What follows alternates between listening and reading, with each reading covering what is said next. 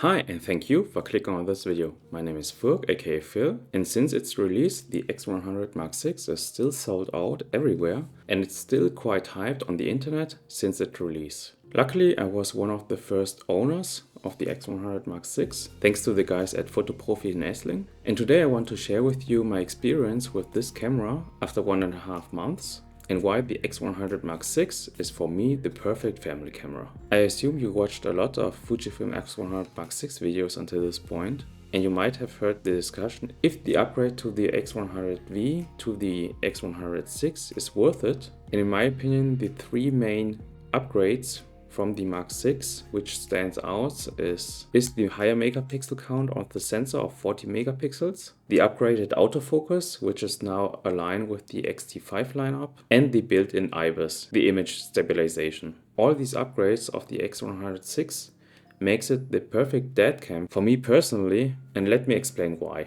In a nutshell, Matt Day has already shared his experience about the X100V as a dad cam. I will link his video up here, but after using my X100VI for 1.5 months, mainly for family stuff, I can totally agree with him, plus some additional extras, which are solely featured on the X100VI. But why is the X100VI the perfect family camera for me? One fact is the relatively compact size of the camera. Sure, it is not pocketable like an iPhone, but therefore you get a much better image quality out of the camera thanks to the APC sensor.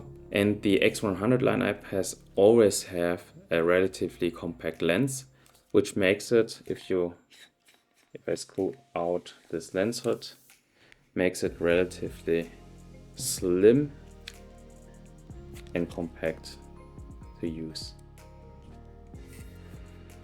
I have this lens hood just for aesthetic reasons, because I like the style of it. I will link it below in the description if you're interested in this. But yes, the relatively compact size and the lightweight makes it easy to one-hand it and treat it as a point-and shoot, especially when I carry one of my kids in one arm and I still have the other arm to shoot with this camera. Having one kid on one arm and the camera in the other happens quite often, to me at least, and the X100VI is, as already mentioned, more easy to handle. I did that back then also with the Q3 when I still had it, and that was more complicated, so to say, because of the weight and the size. Not to mention the fear of dropping the camera. Another upgrade which I highly appreciate is the updated autofocus, which is now aligned with the X-T5 and the XH2 line, because when I had the X100V, I missed a lot of shots when I tried to take pictures of my kids. The autofocus was okay, but I was used to Sony and Canon stuff and realized that the autofocus of the X100V was, in my scenario of taking pictures of my kids, was quite slow and not reliable. Now, after using the X100VI for about 1.5 months now, also in family situations where my kids are running, moving around a lot, I can say in my personal experience, there is a definite upgrade in the autofocus. The autofocus is still not as good like Canon, Sony, or even the latest Nikon systems like the Nikon ZF, which is currently filming me. But in my opinion, the autofocus is good enough, for me at least, for taking pictures of my fast moving kids. And I definitely can see a difference regarding the autofocus of the X100V and the autofocus of the X100VI. Sure, if you just shoot landscape or street photography where you close the lens down to f8 anyways, you won't notice anything regarding the autofocus improvement.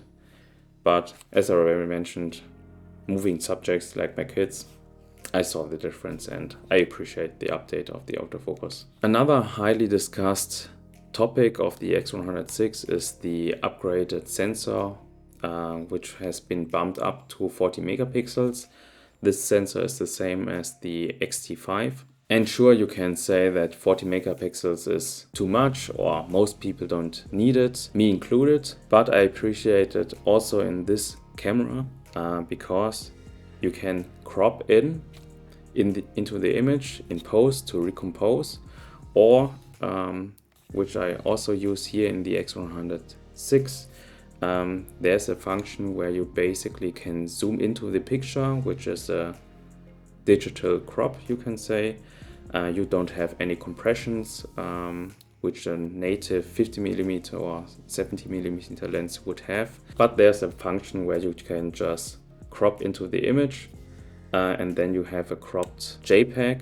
And this feature is quite handy in a relatively compact camera for family stuff when my kids are a little bit further away, where I want to have a little bit more zoom. This 40 megapixel sensor comes in quite handy to take these more zoomed in shots if you want to shoot JPEG. Lately there's also a lot of discussion if the lens of the X100VI is too soft. Perhaps it would need an upgrade to fit to the 40 megapixel sensor. In my use, I didn't realize that the images were soft or anything like that. My assumption is that you can see such differences only in a side-by-side comparison, but for my use it's sharp enough. I highly appreciate the f2 of the lens, which is fast enough, and the 35mm full frame equivalent is also, for me personally, the perfect middle ground, the perfect focal length for such a fixed lens camera. Because when I used the Q3, the 28mm, which were practically around 25mm focal length, was for me personally too wide. 50mm on the other hand I like very much, but it's not as practical for me to shoot 50mm in indoors because our apartment is relatively small. Therefore 35 is the perfect middle ground. If we are talking about a Fujifilm camera, of course the number one pro of Fujifilm is the built-in film simulations, and everyone raves about this, and I personally also like it. But if we are talking about family stuff or family photos, in my opinion, it's somehow a double-edged sword. What do I mean by that? If you take pictures for the family or of your family, mostly you want to share it with your family members. And my experience is that not everyone appreciates the film simulations. For example, when I use something like Kodak Gold simulations, there are comments like, well, this looks quite old. They are referring to, of course, to the nostalgic look of the film stock, but yeah, they don't really appreciate the look. Another example is different black and white simulations. I right now like very much the Tri-X simulation on the X100VI. Shooting black and white is my personal preference to document and take pictures of my kids and family, but when I share black and white images with my parents, the comment they always say is, well, it's too dark, it's black and white, they don't recognize anything. Although the images look great in black and white, there's not always the appreciation for the film simulations. So just something I wanted to share with you. I think it's quite interesting that in the camera space everyone is talking and hyping up the film simulations. If you step out of the camera space, other people might think differently about film simulations. Just my experience. There are some features on the X100VI combined, which makes it, for me personally, also a video camera, not only for photo, and that's the built-in ND filter and the upgraded implemented IBIS. I know that a lot of users of the X100VI who made videos about this camera say that it's a nice gimmick, but most of them don't use it since they see this camera mainly as a photo camera, specifically for street photography, which I can understand. But from a family perspective, it's great to have a camera which can shoot everything. And this camera can shoot photo and video in excellent quality combined with the film simulations. Because if you use film simulations on video, you don't have to color grade or do anything regarding your image to make it look good. In my opinion, the film simulations work quite well in video, and you don't have to do any work if you don't want to. just film some clips and share it with your family. And also the built-in IBIS helps a lot, because the X100V had no IBIS. That footage of video was just unusable. You had these micro jitters. It was not pleasant to watch. This problem you don't have with the X106 anymore, as long as you don't move crazy.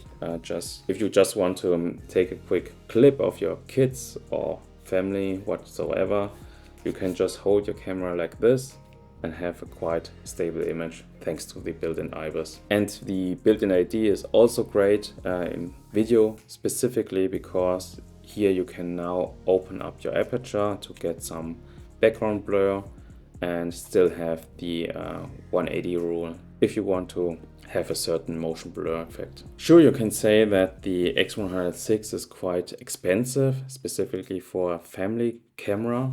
If you look at alternatives from Sony, for example, Sony has various APC cameras which can also fit in quite well with the same specs or even better specs compared to this camera. But in my opinion, Fujifilm cameras are just much more fun to use. I don't know why, but I think that somehow Sony cameras feel like small computers which can take pictures, and Fujifilm cameras just inspire me personally to take images. Yeah, the fun factor is definitely one point which I give to Fujifilm, and with the compact size, specifically to the X106. But the fun factor I just give to Fujifilm, and thanks to the compact size and the small integrated lens, I give it to the X100 Mark VI. As already mentioned, you can build up or spec out a cheaper setup with Sony cameras like the ZV E10 with a fast lens, but that would be bigger than this camera, although it would be much cheaper. Of course, not having a Fuji camera means that you don't have any film simulations. Sure, you can just edit your images in post, but if you want to have straight out of camera JPEGs which look great or have a lot of variations, there's only Fujifilm which is currently offering that. But if Sony cameras works for you as a dead cam, why not? Omar Gonzalez did a video about the ZV-1 as a dead cam. I will link that video up here. That camera I also had for a short period of time for family stuff, but I didn't like it as much. If you want to look at the other side of the spectrum regarding price, there's of course the Leica Q3, and that camera I originally bought because I wanted that camera for an everyday everything dead cam, and I have to say that the much more compact size fits me personally much better right now in my current situation of family, with one kid at 3 years old and the other kid at 1 year old. And again, here I just valued more compact size and weight more than the ultimate image quality. Also, the X106 I already mentioned has the upgraded autofocus, and comparing this system to the Q3, the X106 is just much better for autofocus. I'm not sure why the Q3 autofocus is still quite slow, although it has face detect autofocus now, but still the software I think is not updated correctly, and yeah. Therefore, in my experience, the X106, I was able to shoot much more keepers with my kids compared to the Q3. Also, because of that autofocus performance of the Leica Q3, the video functionality is not great to film people with continuous autofocus, because the autofocus was hunting a lot in video mode. This issue, again, not a problem with the X106, and therefore the video functionality of the Q3 was for me unusable, at least for my case. Sure, if you want to shoot manual focus for great B-roll stuff, that was ideal, that was fine, but for my family documentation, yeah, it was not capable. I hope I was able to share my experience with the X106 for my use cases without hyping up this camera. It just happens that the upgrades of the Fujifilm X106, the upgraded sensor, the IBIS and the autofocus, all these fields made it for me personally the perfect family camera.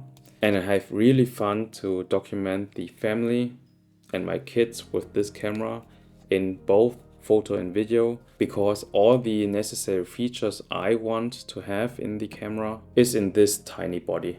If these upgrades doesn't mean anything to you, as already mentioned, just look into the X100V, for example, or other cameras. There's plenty currently on the market, and I think there's a camera for any need. The most important thing is just to find the camera which you will use most often to take pictures of. I also think that certain cameras fit into your life better in the current situation, and perhaps later you can use a different one. For me personally, as a main topic, is the X100VI. Fits currently perfectly into my family life. As an counter example, I also have the Leica M systems, but documenting my family with the M cameras is quite difficult because of manual focus. I have always to use both hands if I want to take pictures of my family or kids, and the past just showed me that I take less pictures of my kids using this system because of the manual focus. I'm not good enough to take pictures of my kids running around with manual focus. And another point specifically regarding the Leica M's is the minimum focus distance of 0.7 meters. My kids just enter this area and then I can't take a sharp image because of the minimum focus distance. That's why cameras like this, for me it's the X100VI, just comes in perfectly into my life and fits that use case perfectly. And yes, I hope this rant somehow was helpful to you. Again, I just wanted to share my experience without hyping anything. And if you're still watching until this point, thank you very much for your time. You're the one who deserves the like. If you want to support my small little channel, you can check the links below in the description by buying me a coffee or checking the affiliate links. If you are in Germany, give Fotoprofi a visit. I'm not sponsored, but I just like the people there. And if you want to see more videos of my channel, just click on one of these and have a nice day.